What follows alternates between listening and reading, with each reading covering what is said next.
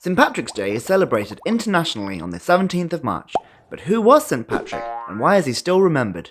Put simply, St. Patrick is the patron saint of Ireland and he was instrumental in spreading Christianity there. He is a celebrated figure, but for all his popularity, he has a day named after him. A lot of his life remains a bit of a mystery. Many of the stories about St. Patrick are wrong, the product of hundreds of years of exaggerated storytelling.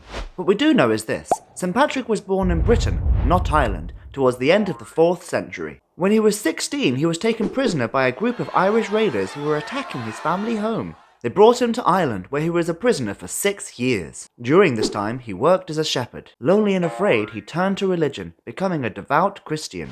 After 6 years in captivity, Patrick escaped. He said a voice, which he believed to be God's, spoke to him in a dream, telling him it was time to leave Ireland. To do so, Patrick walked nearly 200 miles to the Irish coast. After getting back to Britain, however, he saw an angel in a dream telling him to return to Ireland as a missionary. Soon after, Patrick began religious training to do just that. Years and years of training.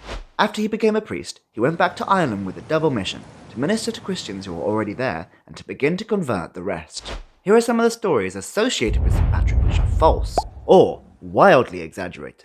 Familiar with Irish language and culture, it is said that St. Patrick combined traditional rituals with his lessons on Christianity to get people to understand and accept them. For instance, they say that he used bonfires to celebrate Easter, since Irish people were used to honouring their gods with fire. It is said he also added a sun, a powerful Irish symbol, onto the Christian cross to create what is now called a Celtic cross. He did this so that respect and worship of this symbol would be more natural to them. In reality, he wouldn't have had to add a sun to make the cross a special symbol, because the cross was already a special symbol in Ireland, well before Patrick even arrived.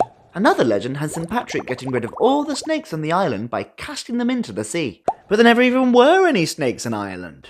This story becomes more understandable when you know that in the Christian tradition, snakes are a symbol of evil. St. Patrick banishing the snakes represents his fight to bring the word of God to Ireland.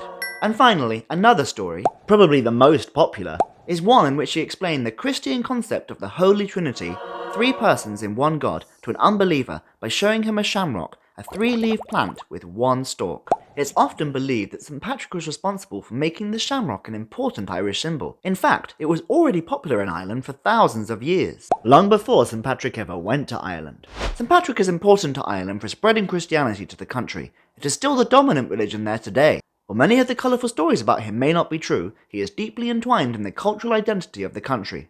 Until next time, that's that.